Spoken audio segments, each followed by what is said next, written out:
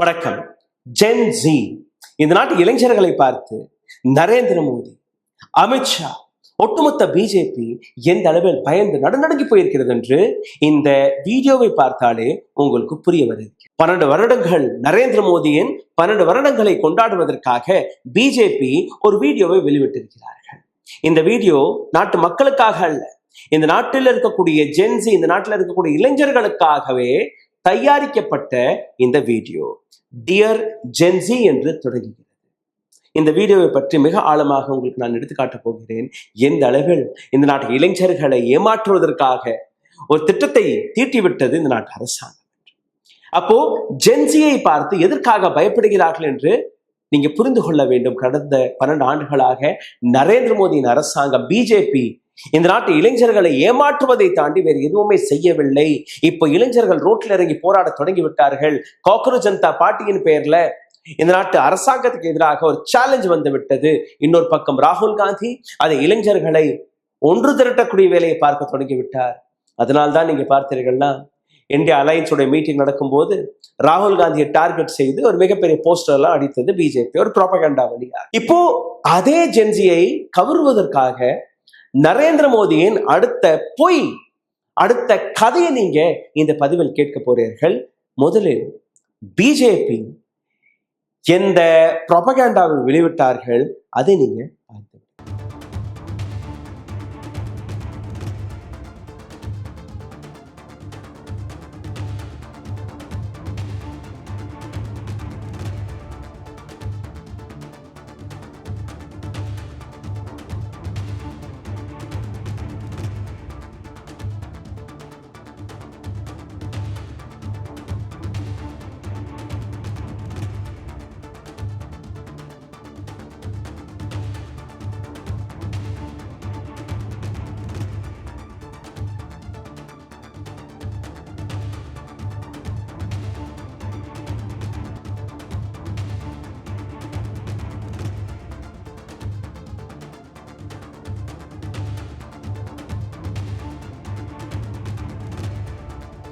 இந்த வீடியோவில் உங்களை இன்னும் ஆழமாக கூட்டிச்சலுக்கு முன்பு ஒரு சிறிய கோரிக்கை. உங்களுடைய சேனலை தொடர்ந்து முடக்கக்கூடிய வேலையை பார்த்து வருகிறார்கள். இதில் மீட்டெடுப்பதற்காக உங்களுடைய உதவி தேவைப்படுகிறது.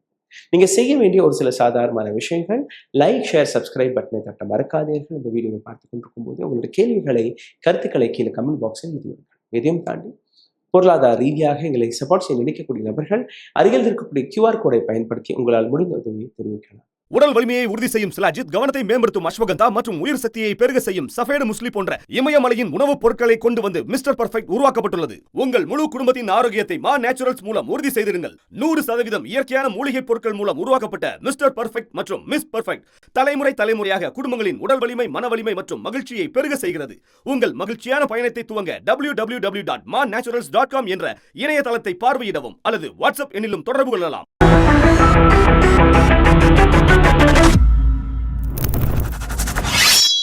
இந்த வீடியோவை ஆங்கிலத்தில் வெளியிட்டிருக்கிறார்கள். அதாவது ஜென்சி, ஜெனரேஷன் ஜி அவர்களுக்கு ஆழமாக போய் சேர வேண்டும். ஆனால் இவர்களுடைய பொய்களை நான் படிக்கும் போதுதான் அப்படியே காமெடியாக தான் இருந்தது. என்ன எழுதியிருக்கிறார்கள்? A nation is not built by hashtag and trends. ஒரு நாட்டை உருவாக்குவதற்காக ஹேஷ்டாக், ட்ரெண்டிங்ல எல்லாம் நீங்க இருக்க வேண்டாம். It is built by vision, strength and hard work. ஒரு நீண்ட நாட்களுக்கான விஷன் இருக்கும். நேருவுக்கு இருந்தது இல்லையா? அதே மாதிரி நரேந்திர மோடிக்கும் இருக்கும் என்கிற அந்த விஷயத்தை ஆழமாக எடுத்து வைப்பதற்காக நேரு அவர்கள் இந்த நாட்டு research and development, IIT, IIM, இந்த நாட்டில் இருக்கக்கூடிய ஸ்பேஸ் சென்டர்ஸ், ரிசர்ச் சென்டர்ஸ், இது போன்ற ஏராளமான விஷயங்களை மற்றும் எடுத்து வைக்கவில்லை. இந்த நாட்டில் மக்களுக்காக அரசு ஃபேக்டரிஸ்களை, அரசு இண்டஸ்ட்ரீஸ்களையும் உருவாக்கக்கூடிய வேலையை பார்த்திருந்தார். நரேந்திர மோடி என்ன செய்தார்? ஒட்டுமொத்தமாக லிக்விஃபைட் செய்து ஒட்டுமொத்தமாக விற்கக்கூடிய வேலையை பார்த்திருக்கிறார்கள். நரேந்திர மோடியின் 12ஆம் ஆண்டுடைய அச்சீவ்மெண்ட்டை நீங்க பார்த்தீர்கள்னா இன்னைக்கு வேர்ல்ட் பேங்க் ரிப்போர்ட் வெளியே வந்திருக்கிறது. கடந்த 12 ஆண்டுகளில் நரேந்திர மோடி 200 லட்சம் கோடி ரூபாயை வேர்ல்ட் பேங்க்ல இருந்து கடன் வாங்கியிருக்கிறார். எவ்வளோ? 200 லட்சம் கோடி ரூபாய். இது ஒரு அச்சீவ்மெண்ட். ஆனால் அந்த அச்சீவ்மெண்ட்டை இங்க எடுத்து காட்டவில்லை. காரணம், மக்கள் கொந்தளித்து விடுவார். Because trends fade, transformation remains. இந்த ட்ரெண்டிங் எல்லாம் அப்படியே ஃபேட் ஆகிவிடும். ஆனால் டிரான்ஸ்ஃபர்மேஷன், நாங்க எடுத்து வைத்த மாற்றங்கள் அது அப்படியே நிற்கும். எந்த விதமான மாற்றங்கள்? நாங்க ராமர் கோவிலை கட்டினோம், நாங்க ஆர்டிகல் 370 நீக்கினோம். இந்த நாட்டில் குளோபல் ஸ்டேஜில் இந்தியாவுடைய பெயர் மிகப்பெரிய அளவில் ஒழித்தது. அதாவது நரேந்திர மோடி வந்ததுக்கு அப்புறம் தான் இந்தியாவுடைய பெயர் உலகத்திற்கு தெரியுமா, அதுக்கு முன்னாடி தெரியாதா? சரி, இந்த நாட்டில் கோவில்களை மறுபடியும் நாங்க ரெஸ்டோர் செய்தோம். வேர்ல்ட் கிளாஸ் ஹைவேவை கட்டியிருக்கிறோம். நேற்று தான் ஒரு வீடியோவை நான் போட்டிருந்தேன். 248 கோடி ரூபாயில மும்பையில மகாராஷ்டிராவில் ஒரு ஃபிளைஓவரை கட்டினார்கள். 2 வருடத்துல முடிக்கக்கூடிய ஃபிளைஓவரை 8 வருடத்தில் கட்டியது பிஜேபி. அந்த ஃபிளைஓவர் கட்டி முடித்து 24 மணி நேரம் கூட நடக்கவில்லை. அந்த 24 மணி நேரத்திற்குள்ளேயே அந்த ஃபிளைஓவருடைய நிலையை நீங்களே பாருங்கள், எந்த அளவில், எந்த லட்சணத்தில் அது இருக்கு. கடந்த 5 வருடத்தில் மட்டுமே 180க்கும் மேற்பட்ட ஃபிளைஓவர்கள் இடிந்து சரிந்திருக்கிறது. அது இந்த நாட்டுடைய அச்சீவ்மெண்டாம். அதையும் இவர்கள் எழுதியிருக்கிறார்கள். சரி, இந்த நாடு வந்தே பாரத்தை பார்த்தது. வந்தே பாரத் என்கிற பெயர்ல ஏழைகளுக்கு ஓடக்கூடிய இந்த ட்ரெயின்ஸ்களை இந்த நிலைக்கு கொண்டு வந்து விட்டீர்கள். எத்தனை ரயில் ஆக்சிடென்ட்ஸ்களை நீங்க பார்க்கிறீர்கள். எந்த விதமான அக்கௌண்டபிலிட்டியும் கிடையாது. இந்த நாட்டில் டெரரிசத்தை கண்ட்ரோல் செய்து விட்டார்கள். இந்த நாட்டுடைய டிப்ளமேசி ஒரு உயர்நிலைக்கு போய்விட்டதா? ரஷ்யா நமக்கு குறைந்த விலைக்கு பெட்ரோல் டீசலை கொடுத்து வந்தார்கள். இல்ல ரஷ்யாவிடம் நாங்க வாங்க மாட்டோம், அமெரிக்காட்ட வாங்குவோம். அமெரிக்காவுடைய ட்ரேட் டீல் அனைத்துமே வித்து விட்டார்கள். நரேந்திர மோடி போனார் இஸ்ரேல், நேத்தன்யாஹுவோட போய் கட்டியெல்லாம் பிடித்தார். இன்னைக்கு நேத்தன்யாகவும் வரவில்லை, அமெரிக்காவும் வரவில்லை. இன்னைக்கு அமெரிக்கா கையில காலில் விழுந்து, சார் எங்களுக்கு பெட்ரோல் டீசல் கிடைக்கல, எல்பிஜி கிடைக்கல, ப்ளீஸ் கொஞ்சம் வாங்கிட்டோமா? சரி பொழைச்சுப்போ, வாங்கிக்க, ஒரு மாசத்துக்கு வாங்கி. அந்த நிலையில நம்ம இருக்கிறோம். இந்த நாட்டில் இருக்கக்கூடிய அரசியல்வாதிகளுடைய மகன்கள், குழந்தைகள், மகள், அவர்கள் வெளிநாடுகளில் படித்துக் கொண்டிருக்கிறார்கள். அப்ப அவர்களுக்கு இந்த எஜுகேஷன் சிஸ்டத்தை பற்றி எதற்காக கவலை வரும்? எதை பற்றியும் ஒரு வீடியோவை நான் 2 நாட்களுக்கு முன்பு நான் போட்டிருக்கிறேன். இவர்களோட அடுத்த பொய்யை நீங்க பார்த்தீர்கள்னா, யூபிஐ, உஜ்வலா, கர் கர் ஜல், ஸ்வச் பாரத், இது போன்ற ஏராளமான இனிஷியேட்டிவை நாங்கள் கொண்டு வந்தோமாமா. எல்லாமே பேப்பர்ல தான் இருக்கு. ரியாலிட்டியில போய் ரியாலிட்டி செக் செய்து பாருங்கள். ஆயுஷ்மான் பாரத், 5 லட்சம் ரூபாய்க்கான மெடிக்கல் இன்சூரன்ஸ் கார்டு. கோவிட் காலகட்டத்தில் அந்த கார்டோடைய நிலையை நாம் அனைவருமே பார்த்து தூக்கி வீசினார். இன்னைக்கும் பல மருத்துவமனைகளில் இதே ஆயுஷ்மான் திட்டத்தின் வழியாக ஏராளமான கோடிக்கணக்கான கடன், கோடிக்கணக்கான ஊழல் நடந்து கொண்டிருக்கிறது. This wasn't built in a day. இத்தனை விஷயங்கள் ஒரு நாள்ல நடக்கல. ஆமா, நீங்க செஞ்ச ஊழல்லாம் ஒரு நாள்ல நடக்கல. இதற்கான டிட்டர்மினேஷன் தேவைப்படும், இதற்கான லீடர்ஷிப் தேவைப்படும். ஆமாம், சரி, இதெல்லாம் ஒத்துக்கலாம். இதெல்லாம் நீங்க செஞ்சீங்கன்னு ஒத்துக்கலாம். ஏன்னா 12 ஆண்டுகளாக எதுவுமே நடக்கவில்லை என்றெல்லாம் கூற முடியாது. ஏதோ ஒரு நாடு எப்பவுமே பாஸ் ஆகாது, நிறுத்தப்படாது. 140 கோடி மக்கள் வசிக்கக்கூடிய நாடு இயங்கிக் கொண்டேதான் இருக்கும். அது அதன் வழியாக பல்வேறு விஷயங்கள் நடந்தது. ஆனால் இந்த நாட்டில் ஏற்பட்ட 200 லட்சம் கோடி ரூபாய், இந்த நாட்டில் கடந்த 12 ஆண்டுகளாக எத்தனை ரிசர்ச் சென்டர்ஸ்களை நீங்க திறந்தீர்கள், எத்தனை யூனிவர்சிட்டிஸை கொண்டு வந்தீர்கள், எத்தனை அரசு நிறுவனங்களை நீங்க உருவாக்கினீர்கள்? கிடையாது. அனைத்துமே விற்கக்கூடிய வேலையை பார்த்தோம், அழிக்கக்கூடிய வேலையை பார்த்தோம், நசுக்கக்கூடிய வேலையை பார்த்தோம். இந்த நாடு சோனேக்கி செடியா, கோல்டன் பேர்ட் என்று கருதப்பட்டது. இன்னைக்கு இந்த நாட்டுடைய அடையாளம் இன்கிரெடிபிள் இந்தியா. அனைத்து மொழி பேசக்கூடிய நபர்கள், அனைத்து மதத்தை சார்ந்த நபர்கள், அனைத்து ஜாதியை சார்ந்த நபர்கள் ஒரே பூங்கா போன்று வசித்து வருகிறார்கள் என்று உலக நாடுகள் பெருமையாக பார்த்த நாடு இந்தியா. இன்னைக்கு காவி நிறத்தை பூசக்கூடிய வேலையை பார்த்துவிட்டு ஹிந்து முஸ்லிம் என்கிற கலவரங்களை தூண்டிவிட்டு தன்னுடைய அரசியல் லாபத்தை மட்டுமே நீங்க பார்த்து வந்திருக்கிறீர்கள். இது உங்களுடைய அச்சீவ்மெண்ட். இதை பெருமையாக பிஜேபி எடுத்தும் காட்டுகிறது. Ram Mandir was built, Article 370 was abrogated, world class infrastructure expanded, India's voice grew stronger globally.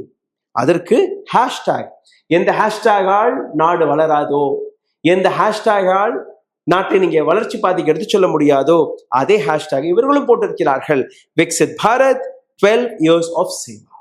எந்த விதமான சேவா எனக்கு அது புரியவில்லை. இன்னைக்கு நான் உங்களுக்கு அந்த சேவையை பற்றியும் எடுத்து காட்டுகிறேன். சுகேஷ் ரஞ்சன் ஒரு சீனியர் ஜேர்னலிஸ்ட்.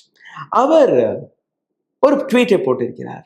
பிஜேபி இந்த 12 ஆண்டுகளை கொண்டாடுவதற்காக நாட்டில் இருக்கக்கூடிய அனைத்து பத்திரிகையாளர்களையுமே பாரத் மண்டபம் டெல்லியில இருக்கு, அந்த பாரத் மண்டபத்தில் அணைத்திருக்கிறார்கள். இந்த இடத்துல அனைத்து யூனியன் மினிஸ்டர்களுடைய பெயர் பலகை இருந்திருக்கு. தர்மேந்திர பிரதானுடைய பெயர் பலகையும் அங்கே இருக்கு. தர்மேந்திர பிரதானுடைய பெயர் பலகையை நீக்கிவிட்டார்கள். தர்மேந்திர பிரதான் அங்க வரவும் இல்லை. காரணம், பத்திரிகையாளர்களிடம் எந்த முகத்தை வைத்து நீங்க பார்ப்பீர்கள்? ஏன்னா ஜென்சிக்கு தான் நீங்க அட்ரஸ் செய்கிறீர்கள். அந்த ஜென்சி யாரை நீக்க வேண்டும் என்று ரோட்ல இறங்கினார்கள், யாரோட ராஜினாமா கேட்கிறார்கள்? இதே தர்மேந்திர பிரதான். அப்போ தர்மேந்திர பிரதான் அங்க வரவும் வேண்டாம், அவருடைய பெயர் பலகையும் அங்க இருக்க வேண்டாம். Home minister, defence minister, senior ministers எல்லாமே இருந்தார்கள். ஆனால் தர்மேந்திர பிரதான் அவரும் வரவில்லை, அவருடைய பெயர் பலகையை கூட அங்க வைக்க அனுமதி கொடுக்கவில்லை. நீட் விவகாரம், சியூஇடி விவகாரம், சிபிஎஸ்இ விவகாரம், இது போன்ற பல்வேறு விஷயங்களை நீங்க பார்த்தீர்கள். அனைத்துமே ஜென்சியோட கோபத்தை நீங்க புரிந்து கொள்ளுங்கள். 22 லட்சம் மாணவர்கள் நீட் பரீட்சை எழுதினார்கள். 18 லட்சம் மாணவர்கள் சிபிஎஸ்இ பரீட்சை எழுதினார்கள். இந்த 2 நீட்ல பேப்பர் லீக் நடந்தது. சிபிஎஸ்இ பரீட்சையை அவர்கள் செக் செய்ததே தவறானது. 18 லட்சம் மாணவர்கள்ல 11.5 லட்சம் மாணவர்கள் ரீசெக்கிங்காக அப்ளிகேஷனை போட்டிருக்கிறார்கள். ஆனால் இந்த நாட்டு எஜுகேஷன் மினிஸ்டர் எந்த விதமான ரெசிக்னேஷனுமே கொடுக்கவில்லை. ஆனால் ஒரு ஸ்டேட்மெண்ட்டை கொடுத்திருக்கிறார்.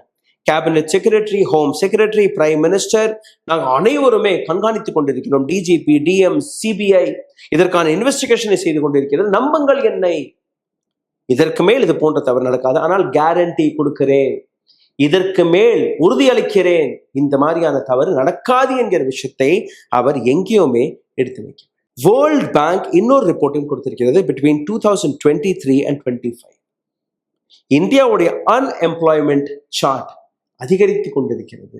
வேலையில்லா திண்டாட்டம் அதிகரித்து கொண்டிருக்கிறது. இது எல்லாமே இளைஞர்களுடைய பிரச்சனைகள் தான். இது மட்டுமல்ல, இப்போ நான் உங்களுக்கு ஒரு நீண்ட பட்டியல் எடுத்து காட்டுகிறேன். அதாவது இந்த நாட்டு இளைஞர்களுடைய கோபம் எதற்காக நரேந்திர மோடி, அமித்ஷா இந்த ஜென்சியை பார்த்து பயந்து போயிருக்கிறார்கள். எஜுகேஷன் சிஸ்டத்துடைய failure, exam scams, paper leak, mismanagement, இது எல்லாமே இளைஞர்களுடைய கோபத்தை தூண்டியுள்ளது. கடந்த 7-18 வருடத்திற்குள் குறைஞ்சபட்சம் 89 பேப்பர் லீக்ஸ் நடந்திருக்கிறது. இது இளைஞர்களுடைய கோபம். இது மட்டுமல்ல, நேஷனல் டெஸ்டிங் ஏஜென்சி அவர்களுடைய பிரச்சனை நீங்க பார்த்தீர்கள்னா, millions of preparing for medical and engineering படிப்பதற்காக அவர்களோட ரீஎக்ஸாமினேஷன் டீலேஸ் நடக்கிறது. நேஷனல் டெஸ்டிங் ஏஜென்சி மீது இருக்கக்கூடிய நம்பிக்கை வீணாகி போனது. அந்த நம்பிக்கை இழந்து விட்டார்கள் நாட்டு இளைஞர்கள். எஜுகேஷன் மினிஸ்டர் தர்மேந்திர பிரதான் அவருடைய ரெசிக்னேஷனை கேட்கிறார்கள். காக்ரோச்சாக இந்த நாடு இளைஞர்கள் கேள்வி கேட்டால் கூட அந்த நபர் ரெசிக்னேஷன் என்கிற ராணாவை கூட தன்னுடைய நாவல் வரவிடுவதில்லை. யூத்தோடைய அன்எம்ப்ளாய்மெண்ட் நீங்க பார்த்தீர்கள்னா, இதுவும் ஒரு ரிப்போர்ட் வெளிவந்திருக்கிறது. வேர்ல்ட் பேங்க் அண்ட் ILO வெளிவிட்ட report, sorry not IMF. Covid காலகட்டத்திலிருந்து 15 வயதிலிருந்து 24 வயதிற்கான அந்த இளைஞர்கள், அந்த லேபர் ஃபோர்ஸ் அவர்களுக்கு கிடைத்த அந்த வேலை வாய்ப்பு சரிந்து விட்டது.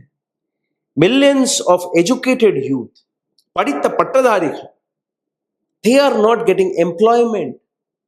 நீட் பரீட்சை எழுதி சரி மெடிக்கல் எல்லாம் போய் நீங்க ஏதாச்சும் டாக்டர் இன்ஜினியர் ஆயிரலாம்னு பார்த்தா கூட, ஜெய் எழுதி இன்ஜினியர் ஆயிரலாம்னு பார்த்தா கூட அதுவும் நடக்கவில்லை. இந்த நாட்டில் மாணவர்களுடைய தற்கொலை 13,000த்திற்கும் மேற்பட்ட தற்கொலை 2022ஆம் ஆண்டிலிருந்து நடந்து வருகிறது.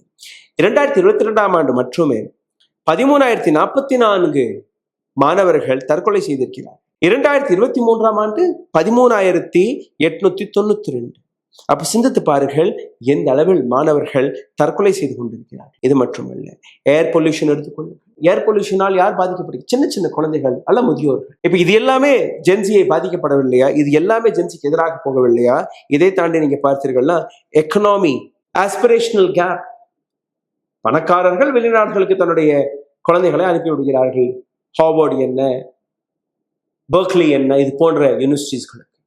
ஆனால் இந்த நாட்டுக்கு கூடிய ஏழைகள், மிடில் கிளாஸ், இங்க இருக்கக்கூடிய காலேஜஸ், இங்க இருக்கக்கூடிய யூனிவர்சிட்டிஸ், இந்த நாட்டோட யூனிவர்சிட்டியோட நிலையை நீங்க பார்த்தீங்கன்னா, ஒற்றை யூனிவர்சிட்டி கூட உலக தரம் வாய்ந்த யூனிவர்சிட்டிகளில் 500 யூனிவர்சிட்டிஸ்களுடைய பட்டியலில் கூட இந்தியாவுடைய பெயர் கிடையாது. கடந்த 12 ஆண்டுகளாக நரேந்திர மோடி எஜுகேஷன் சிஸ்டத்திற்காக என்னெல்லாம் செய்தார் என்று நீங்க பார்க்க வேண்டும். நரேந்திர மோடி 2014ஆம் ஆண்டு கொடுத்த ஒரு வாக்குறுதி, ஒரு வருடத்திற்கும் 2 கோடி வேலை வாய்ப்பை நான் உருவாக்கப் போகிறேன் என்று நடந்தது.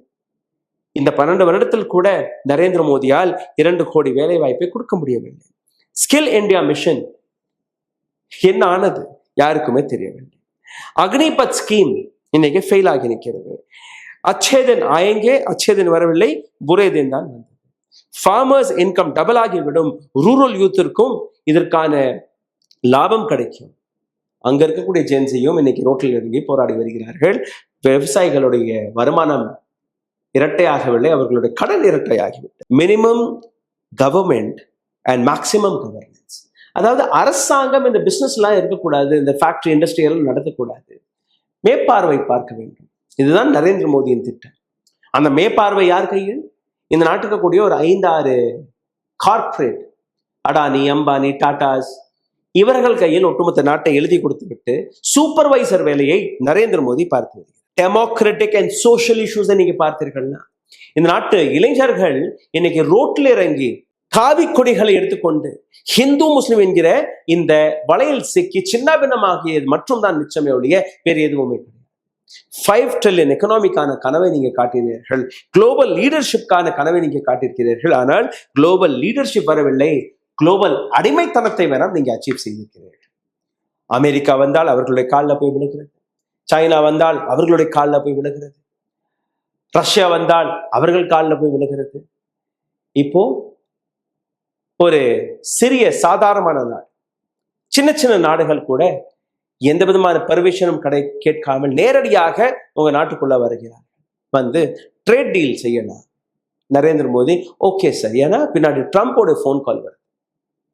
This is what Narendra Modi had achieved in the last 12 years. இந்த பட்டியலை எதற்காக நீங்க அந்த வீடியோவில் காட்டவில்லை? உங்களுக்கு புரியும். இதெல்லாம் காட்டினால் அடுத்த 1 மணி நேரத்தில் நரேந்திர மோடியின் இந்த ஆட்சி உருண்டு கவர்ந்து விடும். சிந்தித்து பாருங்கள். நன்றி, வணக்கம். ஊடகம் கார்ப்பரேட் அரசியல்வாதிகளின் கைப்பாவையாக, அடிமைகளாக இருந்தது போதும்.